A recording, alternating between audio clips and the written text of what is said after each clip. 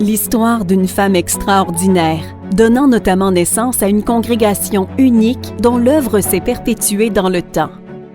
Le début du 20e siècle est caractérisé par une forte urbanisation et industrialisation, ce qui entraîne son lot de problèmes sociaux. C'est dans ce contexte que la voix de Marie Gérin-Lajoie portera magistralement, tant dans les milieux religieux, sociaux que politiques. Son action sociale aura été celle d'une grande visionnaire qui a développé des interventions cruciales bien avant la création d'un ministère de la Santé, du Bien-être ou des Affaires sociales.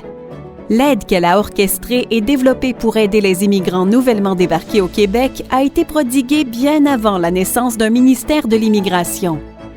Ces interventions pour l'égalité et la dignité des femmes ont été mises sur pied des décennies avant la création du Conseil du statut de la femme. Née en 1890, elle a vécu 80 ans et légué au Québec un héritage colossal.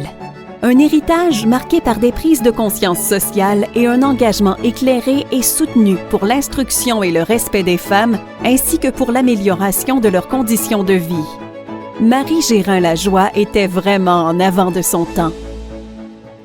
À 21 ans, elle est la première Québécoise à obtenir un diplôme d'une université francophone. Bachelière ès-arts, elle obtient la meilleure note de tout le Québec avec la mention « Grande distinction ». Fille d'une famille bourgeoise et engagée socialement, elle a eu la chance de voyager en Angleterre, en France et en Belgique et d'entrer ainsi en contact avec les œuvres sociales féminines ayant cours en Europe. Ces inspirations l'aideront à déployer rapidement et efficacement une action sociale d'avant-garde au Québec. À son retour, Marie deviendra rédactrice de La Bonne Parole, la revue mensuelle de la Fédération nationale Saint-Jean-Baptiste, première organisation féministe canadienne-française. Elle partagera ses connaissances et sa vision de l'action sociale en publiant de nombreux articles, notamment sur le rôle des femmes en société, l'éducation des filles, le travail des femmes et l'importance de leur engagement social. Femme aux idées progressistes, elle propose la mise en œuvre d'actions durables qui visent la disparition des inégalités et le développement de la solidarité et de l'entraide. Dans sa vision, Marie Gérin-Lajoie a cru que les religieuses, détachées de toute responsabilité parentale, peuvent ainsi se consacrer entièrement à l'action sociale. Elle trace un chemin remarquable en multipliant les conférences en français et en anglais. Elle ira même suivre des cours de service social à l'Université Columbia de New York. En 1921, elle prend la direction du bureau permanent de service social de l'hôpital Sainte-Justine à Montréal. Elle s'inspirera alors d'une nouvelle forme d'éducation populaire développée en Angleterre par des universitaires, qui consiste à se rendre dans les milieux urbains les plus pauvres pour réfléchir à des pistes d'amélioration adaptées à ces contextes. Son projet audacieux prendra la forme concrète d'une congrégation religieuse dont les membres iront au-devant des laïcs dans leur milieu de vie. Elle révolutionne ainsi l'intervention religieuse en milieu social, tellement qu'en 1922, après une demande formulée 5 ans plus tôt, c'est en toute humilité qu'elle recevra l'autorisation de Rome de créer l'Institut Notre-Dame du Bon Conseil.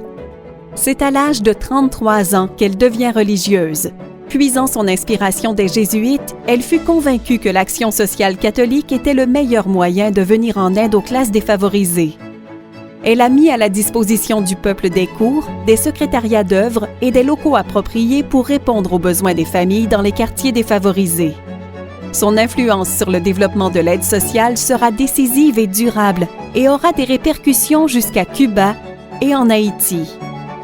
Pendant près de 40 ans, Marie Gérin-Lajoie sera l'âme dirigeante du développement des œuvres de l'Institut du Bon Conseil, fondation de camps de vacances pour enfants défavorisés, aide aux immigrants ou encore ouverture de foyers pour ouvrières, institutrices et adolescentes en difficulté. Elle mènera plusieurs combats contre la misère et travaillera sans relâche pour l'affirmation d'une véritable justice sociale. Marie Gérin-Lajoie, merci pour cet héritage, un joyau de notre histoire.